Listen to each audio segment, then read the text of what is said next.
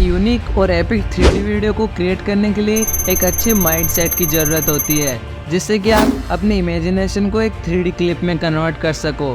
But आपके भाई के होते आपको इतना लोड लेने की कोई ज़रूरत नहीं है, बिकॉज ऑफ आज मैं आपको बहुत सारे एडवांस लेवल के 3D इफेक्ट्स को क्रिएट करके दिखाने वाला हूँ। एंड यकीन मानो, अगर आप वीडियो को बिना स्किप करे एंड तक देख लेते हो तो आपको बहुत अच्छे से आइडिया लग जाएगा कि कैसे इन 3D इफेक्ट्स को क्रिएट करा जाता है। So let's begin it. एक बार ये वाले 3D इफेक्ट को देखो।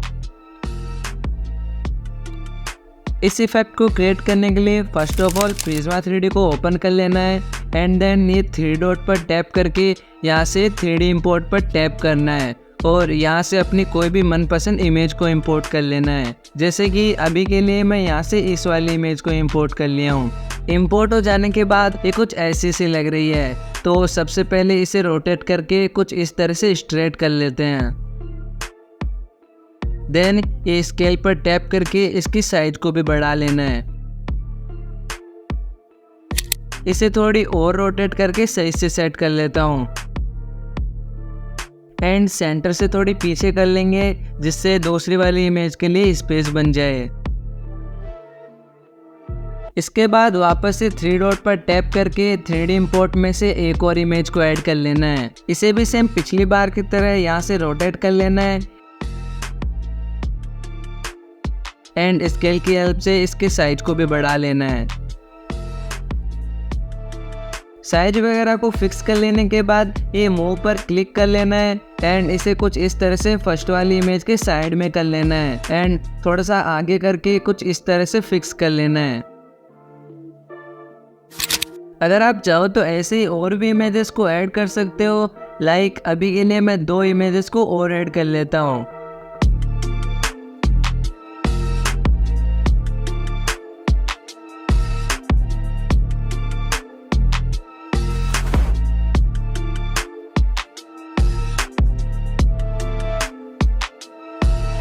सारी इमेजेस को सही से सेट कर लेने के बाद फर्स्ट वाली इमेज के थोड़ा पास में आना है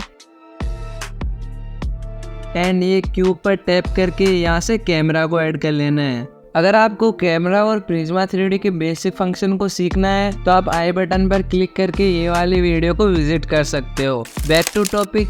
कैमरा ऐड कर लेने के बाद नीचे से जंप इन पर टैप करना है, जिससे आप कैमरा मोड में एंटर कर जाओगे। जिसके बाद कैमरा को थोड़ा पीछे करना है एंड यहाँ से एनिमेशन वाले सेक्शन में आ जाना है। अब यहाँ से ये 0 पर एक की फ्रेम को ऐड करना है एंड ये टाइमलाइन को स्क्रॉल करके 100 पर आ जाना है एंड कैमरा को मूव करके दूसरी इमेज की ओर लेके आना है एंड साथ में एक की फ्रेम को ऐड कर देना है। की फ्रेम को ऐड करने के लिए सिंपल ये रेड वॉच पर सिंगल टाइम क्लिक कर देना है। मैं चाहता हूँ कि ये कैमरा थोड़ी देर के लिए इस इमेज पर ही रुके, तो मैं 20 टाइम पॉइंट दूर एक की फ्रेम को ऐड कर दूंगा।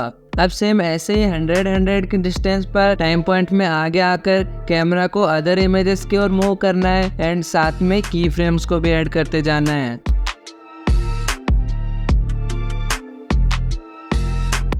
जब सारे की फ्रेम सही से ऐड हो जाएं तो आपको एक एपिक 3D इफेक्ट देखने को मिलेगा।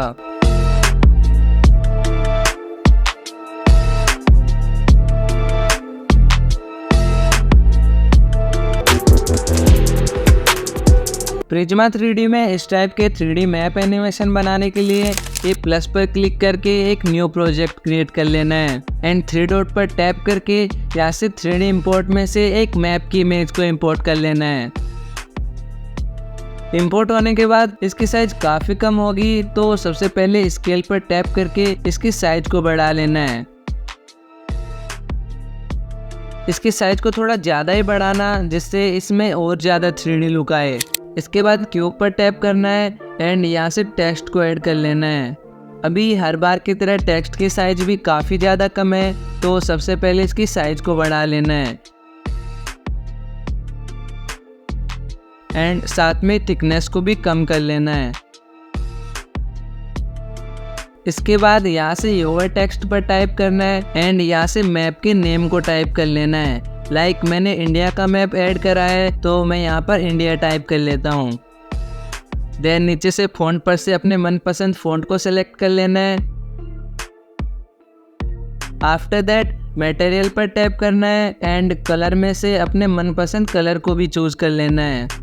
अभी जो टेक्स्ट रेडी हुआ है इसे रेड वाली एरो की हेल्प से मैप के सेंटर में कर लेना है।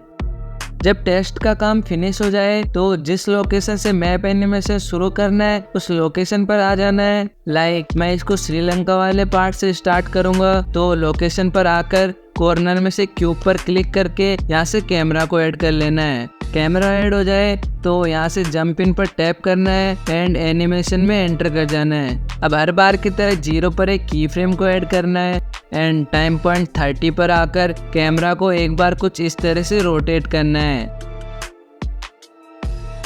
एंड साथ में ही की फ्रेम को भी ऐड कर देना है। इसके बाद टाइमलाइन में 100 पॉइंट दूर यानी कि 130 पर आकर कैमरा को मूव करना है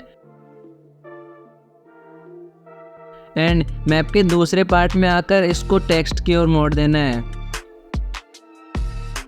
और हर बार की तरह की फ्रेम को भी ऐड कर देना है। अब जो एनिमेशन बना है उसे सेव करने के लिए ये 3 लाइन पर क्लिक करना है एंड यहाँ से रेंडर पर टैप करके इसे यहाँ से रेंडर कर लेना है।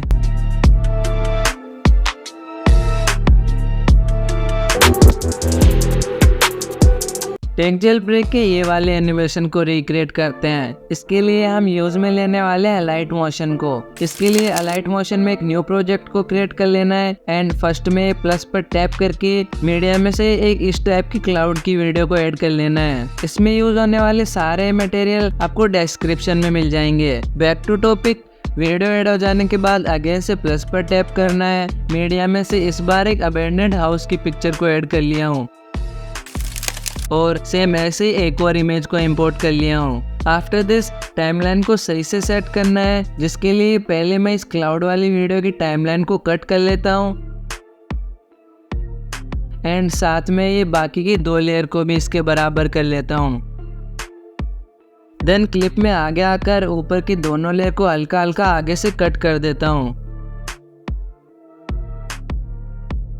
इसके बाद टॉप वाली लेयर को सेलेक्ट करके इसके मूव एंड ट्रांसफॉर्म में आ जाना है एंड यहाँ से इसे ड्रैग करके नीचे की ओर कर लेना है एंड साथ ही की फ्रेम को भी ऐड कर देना है। देन टाइमलाइन में आगे आकर इसको इस रेड लाइन के अलाइनमेंट में ऊपर की ओर ले आना है। इसके बाद ऐसे नीचे वाली लेयर को सेलेक्ट करना है एंड इसके मूव एंड ट्रांसफॉर्म में आकर इसके स्टार्टिंग में की फ्रेम को ऐड कर देना है एंड जहाँ से फर्स्ट वाली इमेज अपीयर हो रही है वहीं से इसको ऊपर लाकर एक और की फ्रेम को ऐड कर देना है एंड इसकी साइज हल्की सी कम है तो स्केल में आकर इसके साइज को भी हल्का सा बढ़ा लेना है। देन वापस से इसकी मूव में आकर ग्राफ में से एक ग्राफ को भी ऐड कर देना है और सेम ऐसे ही एक ग्राफ सेकंड वाली इमेज में भी ऐड कर देना है। मैं चाहता हूँ कि पहले पेरेंट्स वाली इमेज अपीयर हो, तो इसके नीचे वाली लेयर को ड्रैग करके हल्का सा पीछे की ओर कर लेना है, जिससे as it is take jailbreak जैसा यूनिक इफेक्ट रेडी हो जाएगा।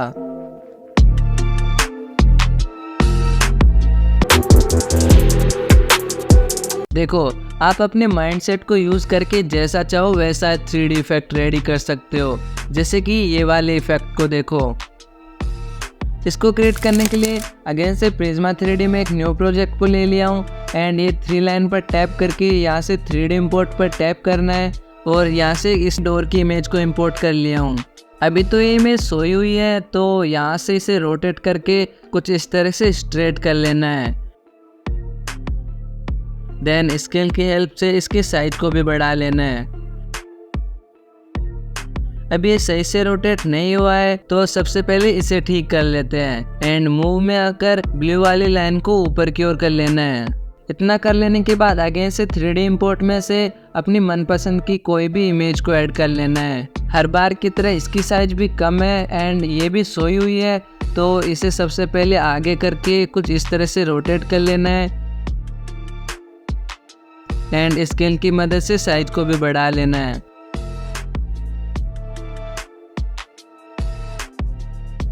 जब इसे सही से सेट कर लो तो डोर वाली इमेज के नज़दीक आना है एंड अपनी स्क्रीन को इस वॉल से कवर कर लेना है। तो सिंपल कैमरा को ऐड कर लेना है एंड जंप इन पर टैप करके कैमरा मोड में आ जाना है। इसके बाद एनिमेशन में आकर सिंपल 0 पर एक की फ्रेम को ऐड कर देना है और जितने टाइम तक आपको एनिमेशन चाहिए उस हिसाब से टाइमलाइन में आगे आकर एक टाइम पॉइंट को सिलेक्ट कर लेना है। फिलहाल के लिए मैं 120 को सिलेक्ट कर लिया हूँ एंड कैमरा को डोर के सेंटर की तरफ से मूव करना है एंड इसको कुछ इस तरह से सेकंड वाली इमेज की ओर कर लेना है। एंड फाइनल एक की फ्रेम को ऐड कर देना है। आपकी इतनी सी मेहनत ही आपको एक लाजवाब रिजल्ट देगी।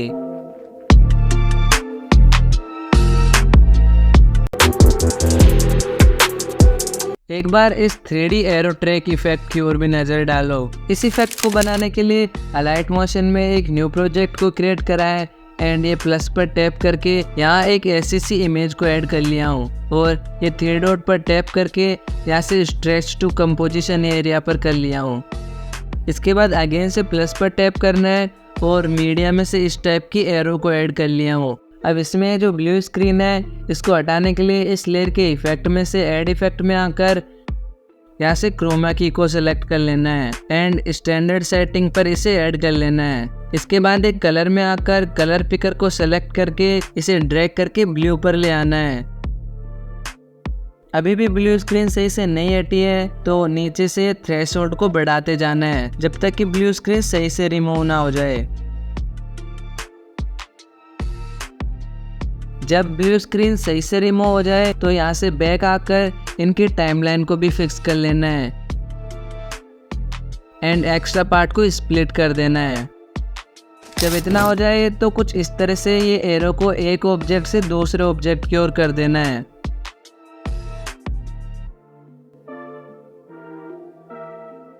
देन नीचे वाली लेयर पर लॉन्ग प्रेस करके दोनों लेयर को सेलेक्ट कर लेना है और ऊपर से फर्स्ट वाले ऑप्शन पर टैप कर देना है जिससे दोनों लेयर्स एक ग्रुप में कन्वर्ट हो जाएंगी। आफ्टर दिस ये ग्रुप को सेलेक्ट करना है एंड इसे एरो की ओर जूम कर लेना है।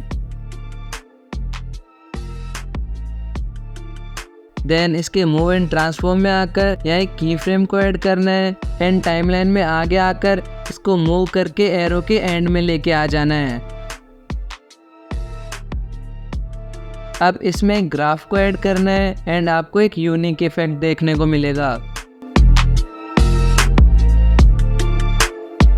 मुझे यकीन है आपको ये सारे इफेक्ट अच्छे से समझ आ गए होंगे और अगर आपको 3D एडिटिंग पसंद आई तो आप यहाँ से क्लिक करके और भी 3D वीडियो एडिटिंग से रिलेटेड वीडियो को विजिट कर सकते हो।